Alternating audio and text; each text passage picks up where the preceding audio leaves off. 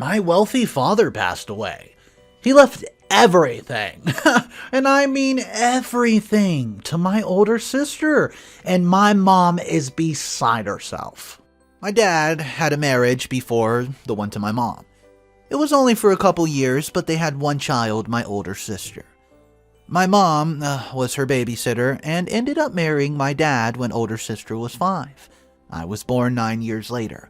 And then my younger sister was born 2 years after that. After younger sister was born, my mom decided she didn't give two craps about older sister, and that older sister was, quote, taking resources from younger sister and I. I'm not trying to defend her, just giving context. She basically prevented our dad from paying older sister to go to college, or helping older sister financially in any way, along with pretty badly abusing only sister while dad was away on business trips. Only sister's now in her late 30s, I'm in my late 20s, and younger sister, she's in her mid-20s. Our dad passed away of heart failure a few weeks ago, and all hell has broken loose. Apparently, some time ago, my dad convinced my mom to divorce him for, quote, tax reasons. My mom's not good with money and was paying her a chunk of change in alimony every month while they still lived together. So, the will has nothing for her except one small house he owned in the middle of nowhere. Younger sister and I are both given trust funds and pay out a monthly stipend, and can be used for certain expenses, weddings, medical bills, grad school, etc., etc. Everything else, the business, the money, all the houses, everything was left to older sister. This doesn't really bug me, as I wasn't interested in taking up the family business anyways, and I have a decent career of my own. But my mother apparently doesn't have a savings or retirement fund of any kind, and hasn't worked since she babysat older sister ages ago. She didn't finish high school, she dropped out to marry my dad when she turned 18. I tried approaching older sister to talk to her about giving something to my mom, so she doesn't have to work. But she's pretty firm on making sure that my mom gets absolutely nothing. I tried going from the angle that her dad was kind of a predator. He was never faithful to mom either, by the way, and my mom did not know any better. But older sister is of the opinion that being destitute is her, quote, just desserts for the crap my mom put her through. I tried to see if maybe mom could contest a will on the grounds of them having a common law marriage, as no one knew they were divorced except them as far as I know. But our state did away with common law marriage in the 1920s. Older sister's the executor of the estate, and it's in probate right now. I think that's the right terminology. Sorry, I'm not a lawyer. But I gave a copy of the will to my friend's dad, who is, and he said he'd take a look over it this weekend. I do have a question. Can the trust I was given be used to help my mother instead of me? Is there some kind of loophole where we can still get the money from older sister to make sure mom doesn't have to work? I know she should probably get a job, but she has no experience and is over 50. If we can't get money from older sister or the estate or my trust, am I required to provide my mother with care if she refuses to get a job? I'm hoping to get some answers to these short, second opinion alongside friend's dad's opinion, so I know if I need to be setting aside money for an attorney to fight hard for my mom, or just kinda distance myself. Thanks in advance. Hey guys, Mr. Reddito here. So there's multiple updates for this story. The first post I was able to find came out a year later. It kind of gives a quick recap, which we'll skip, and then it goes into it saying this. Hey, I made my post about it last year. My mom ended up being forced to get a job, but she had no real skills or college education. She dropped out of high school to marry my dad as soon as she turned 18, and was a stay-at-home wife/mom until he died. She started working at a movie theater to help pay for bills, but was constantly guilt-tripping my younger sister and I, because, well, we got trust funds. But she couldn't afford to live in the style she was accustomed to. Frankly, it got on my nerves because the trust fund only pays for certain things, and my mom's expenses aren't one of them. Anyways, when coronavirus hit, my mom lost her job and has been hounding my little sister and I to pay her bills or let her move in with us.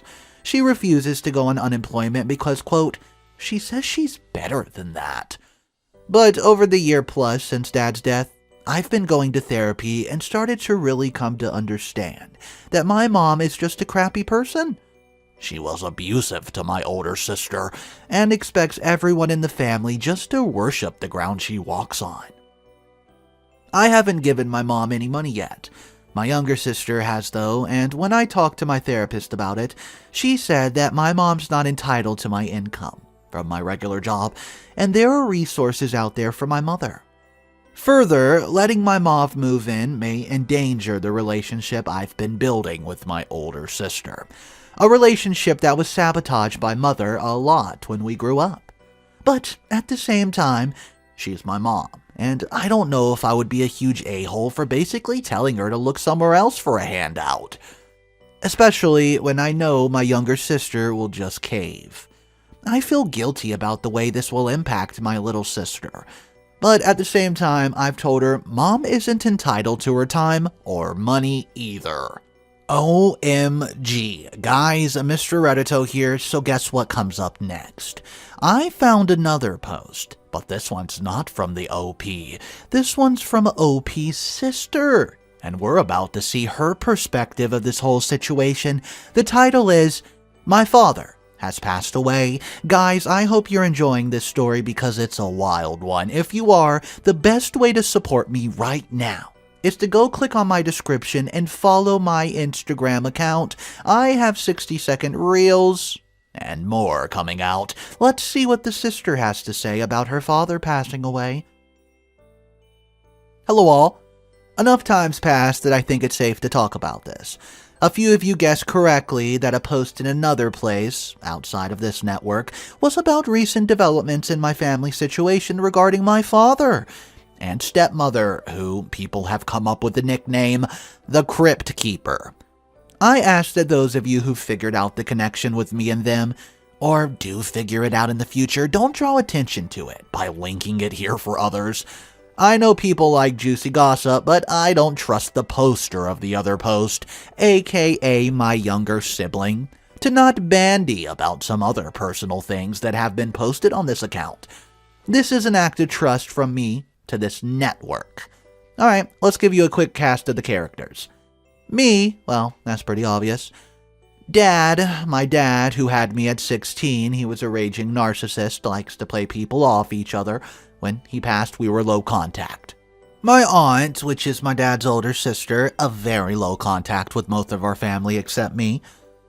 Crypt Keeper, my stepmother, who's 14 years older than me, was my babysitter when I was a toddler. Just no mom, just maybe mom, she's usually okay but has some just no tendencies and pulls some crap in the past, so I tend to be loving yet distant to her. She was 17 when I was born. Bro, my only full sibling, younger by a year-ish. He's the spitting image of our father, both in looks and atrocious personality. Isis, my much younger half-sister, Crypt Keeper's only biological child. Cool when alone, but enables the duck out of everyone. More fleas than a pack of coyotes living in a carry-on. Over 20 years ago, when I was a very dramatic tween in the 90s, and the Crypt Keeper's abuse of me ramped up, I stormed into my father's office to demand he, quote, do something about her. I rallied at him, but the blatant favoritism, the fact that I did 90% of the household cleaning, everything. And once my little tween heart ranted and rallied and cried itself out, he told me he wasn't going to do anything about it. He would not stop me from doing what I, quote, had to protect myself, but he wasn't going to be leaving the Crypt Keeper. I remember stamping my feet and saying, fine, choose her in life, but choose me in death. In the way dramatic tweens will, since everything's life and death, and stormed out of his office. For years, that memory had been nothing more to me than a cringy example of my preteen overdramatics. Until a few months ago. I received a call from my aunt unexpectedly that father had passed away in his sleep. He'd always been overweight and suffered from heart issues, to the point that he had a defibrillator in the end table of his own bed. I thanked her for her condolences and asked when the service would be. She said she didn't know, but that my father's attorney had made it clear that he needed me to contact him ASAP, and I gave my aunt his contact information to pass along. I called the attorney while I was in a lift on my way home from work, and, well, he had a bombshell to drop on I. My father had died and left pretty much everything to me. I remember him asking, "What about Crypt Keeper?" And the attorney said, "They've been divorced for 10 years. Y'all, my father apparently convinced Crypt Keeper to divorce him for, quote, tax reasons a little over a decade ago, which meant she wasn't entitled to anything in the estate. The state they lived in doesn't recognize common law marriages. He'd been paying her alimony for 10 long years. And she'd been using it as, quote, fun money, outside of 2 small trusts he'd left for my younger siblings to pay for various life expenses and a monthly stipend. And a small shack in the middle of nowhere for the Crypt Keeper. Well, I inherited everything else. Side note, what is it with members of my family only being generous to family in need when they die? Ducking idiots. The attorney, well, he apparently needed me to come sign like a lot of paperwork. So I got some time off from my day job, flew out for a week, signed paperwork, used some insurance money to pay for an appropriate funeral, and had a lovely luncheon at his favorite restaurant. Then I flew home to wait for the probate to finish. That's when they call me Brother and Isis. See, for years, the Crypt Keeper just assumed that my dad was leaving her everything. She'd gotten very comfortable. She was so shocked when I had my dad's, well, now my attorney, inform me that her, per the will, the house she was living in wasn't hers, but the property of the estate, and she should prepare to move. When she tried to say, but I'm his wife, he reminded her she had not been for 10 years. She got an attorney to look at the paperwork, and from what I've heard, he basically told her there wasn't anything she could do. So she had received her, quote, share of the assets that was in the divorce. She had generous alimony for a decade, and he'd left her a house. No court in the land would say that she was forgotten in the will, and his ex-wife, she wasn't entitled to anything. Well, as you can imagine, this did not sit well with Crypt Keeper. She hasn't had to work since the Berlin Wall fell. She hasn't had a real job, ever, as babysitting me had begun under the table. She was getting a small house but no money. She realized she had to get a job or get the money from me, and I, of course, don't answer a call that I know's from her. So she sang sob stories to my siblings, telling them that if she could not support herself, they'd have to foot the bill. So, sure enough, they both began calling me 24/7, telling me when probate was finished, I, quote, had to give some money to Crypt Keeper. She'd never worked. I couldn't expect her to start now. After a couple months of this, I informed them that I would not hear them on the subject again. If they brought it up, I'd hang up on them or leave them blocked, if necessary. Then probate ended, and I paid a butt-ton in taxes and became a lot wealthier. The day the house Crypt Keeper lived in was officially mine, I served her with an eviction notice with a smile on my face. This is when my brother made another post. She was gone within the 30 days, and thankfully someone had convinced her not to wreck the house. Probably told her I could and would go after her for damages. I don't care, I had a professional service go in and clean it. Ooh. Then, just to be a jerk, I gave the house to my mom, whom the Crypt Keeper hated for being the first woman my dad loved. Last I heard, Isis had helped Crypt Keeper get a job at the Golden Arches. I admit I feel a certain amount of malicious glee at the idea of her being subject to the same indignities I suffered as a child, because she could not stand the idea that any woman would be important to my father other than her. Though I do feel bad for her coworkers. I know that woman is a monster and would not wish her on my worst enemy. As for me, for those of you that follow my post, future mother-in-law is being medicated and has mellowed TF out. After her diagnosis, a lot more care has gone into helping her enjoy the time she has left. and I've done my best to swallow my anger now that we have known about her illness. Future husband and I got a prenup. Don't worry, fam, I'm not a total idiot. And we're running off to Vegas to get married this summer. We're also looking into getting a house with a lot of land, since I can now unexpectedly live my dream of being a kitchen witch, whose biggest concerns are making sure her garden's doing well and make jams and jellies of fresh, homegrown fruit for her loved ones. Future husband's hopeful that he'll be a doctor, Dr. Quiet, by the end of the year, and it looks like that will be the case. I want to thank everybody for listening, giving me advice through all this. Much appreciated. Hey guys, this was a story that was just crazy. It had a lot of turns and just things we had to follow. Let's read a couple comments though. Yeah, at least OP seems to realize how ducked up the whole thing was and wasn't in denial about it. I feel like OP's much more grounded in the situation than older sister. Older sister sounds like she needs therapy, a lot of therapy. Honestly, I also feel like that while the mother was no saint, the father was far, far worse.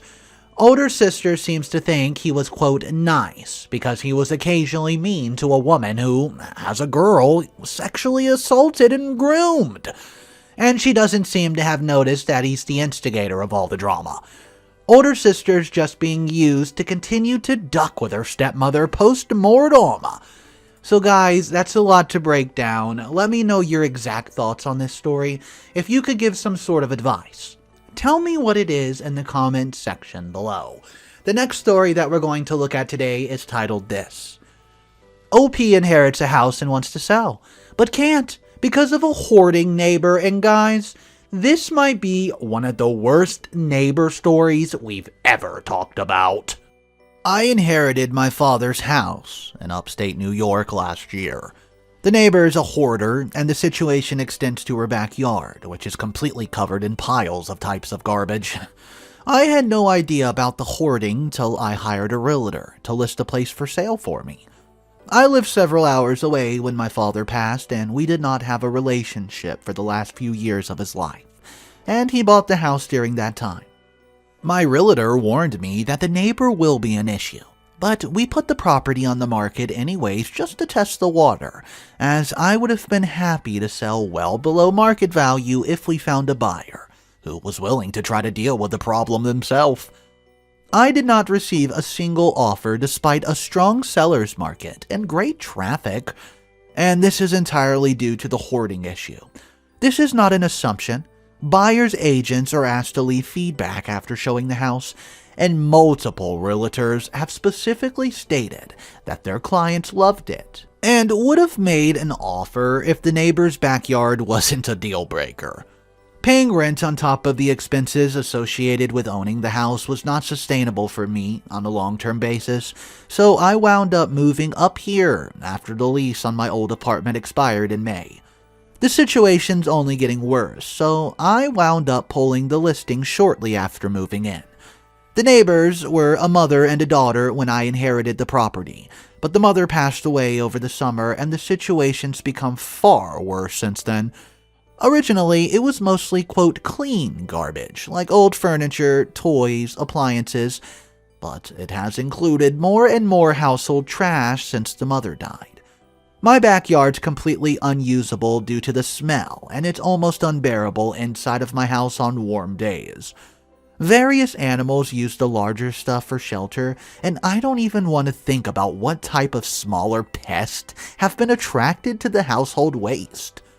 There's also a large pile of trash stacked up against a shared fence, which is starting to buckle from the weight in a few spots. I cannot get the fence repaired because the contractors would have to access the neighbor's side, which is impossible due to the trash. I'm terrified of this eventually causing the fence to cave in under the weight and cause a trash avalanche in my backyard. I've attempted to approach my neighbor, but she just ignores me when I knock on the door to try to speak to her in person when our paths cross from outside. I've reported the situation to the police, Adult Protective Services, Code Enforcement, and several other potentially relevant municipal agencies with no result. I've not been given any specific details, but one of the people I dealt with implied that the situation's not as bad inside the house itself, which apparently limits their ability to take any decisive action. I've had consultations with 2 real estate attorneys, and neither was willing to work with me, essentially stating that they have to take a, quote, choose your battles approach, and that my issue might not be worth fighting for. I've also contacted several elected officials, but their response have consisted entirely of meaningless platitudes. That is on a dead-end street. My neighbor's house is the last one on the block, so I'm the only person who's being directly impacted by the situation. I've spoken to a few other people on the block to see if anyone's willing to raise the issue. At best, they say that they've been understanding of my frustration, but did not want to get involved. At worst, they've chastised me for trying to impose my will on the hoarding neighbor. I'm not unsympathetic to the fact that this is a product of serious mental illness, but the situation has been seriously affecting my mental health as well. All I want to do is sell this place and move back to New York City, so I can get on with my life. But it feels like there's no end in sight. I would have considered disclaiming the inheritance if I'd known what a freaking disaster this would turn out, despite the house being worth what would constitute a life-changing windfall. I honestly don't even know the specific questions to ask here. I'm just looking for any advice that might help moving forward. Alright guys, Mr. Reddito here. Could you imagine being in this situation? Ooh, it sounds so hard to deal with. Here's your update for this story. My original post did not receive a lot of attention, but I was reminded of it this morning after a few people went out of their way to get some advice. So I figured I'd post an update. Most of the information about my neighbors coming from a couple who lives up the block that stayed in touch with their family. First, I decided to accept the fact that I was stuck with a house I didn't want, in an area that I didn't want to live in, shortly after posting here. I won't say that I learned to ignore the neighbor's backyard, but it stopped bothering me quite as much and had practically slipped my mind altogether, once winter had me staying indoors as much as possible. I started focusing on some household projects after the weather turned, which led to me sort of falling in love with the house. Then I got to know some of my neighbors and made some friends within an underground music scene that was a huge part of my life back home. It did lead me to sort of a falling in love with the area. Then I met a woman and very much fell in love with her. Long story, not so short, I decided to give suburban life a chance, and it looks like I'm going to stick around. Some other aspects of my neighbor's mental health situation came to a head towards the end of winter. The details aren't mine to share, but it ended with her receiving an inpatient treatment, then moving in with another family member who was willing to provide ongoing support. I'd love to say that the house had been cleaned up and fixed, so it'd be ready for her to move back in when she's ready to live independently. But unfortunately, only first half of that turned out to be the case. Either way, I'm glad she's getting help, and apparently she's been doing really well. There was a parade of cleaning companies and junk removal services setting up shop in the house and backyard for a while after she left. They were eventually replaced by a regular moving truck. Then a for sale sign appeared in the front lawn. The sign was removed a couple weeks ago, and I met my new neighbor this morning. Amusingly enough, he's around my age and moved here from New York City. I told him he's going to love the area. So the saddest part about this story was the fact that it was really just a mental health issue. Let's read a comment. There's been a few hoarding stories on the threads, and sadly, they've all ended with a homeowner either dying or being forced into psychiatric help. I hope the former neighbor is doing better, at least. Here's where the comment 2 comes in. Hoarders often come off as completely normal. It's a mental illness that people only see if they have been to their house. I've known a few of them in my lifetime. My friend's mom was one, and his sister, the meth head, was by far worse than the mom. I must have helped my friends clean his house 10 separate times. His dad would usually do it when the mom was gone, and we would just throw things away wholesale. One time, we were cleaning the front lawn, which looked like an unofficial dump site. I picked up a bicycle with the old school plastic child seat on the back. The bike had been there for over 20 years. Guys, let me know your thoughts about this. If you've ever came across a hoarder, what's your experience? Drop it down below. Don't forget to check out my Instagram. You can find that directly in the description below. Have an amazing day, and I'll talk to you later.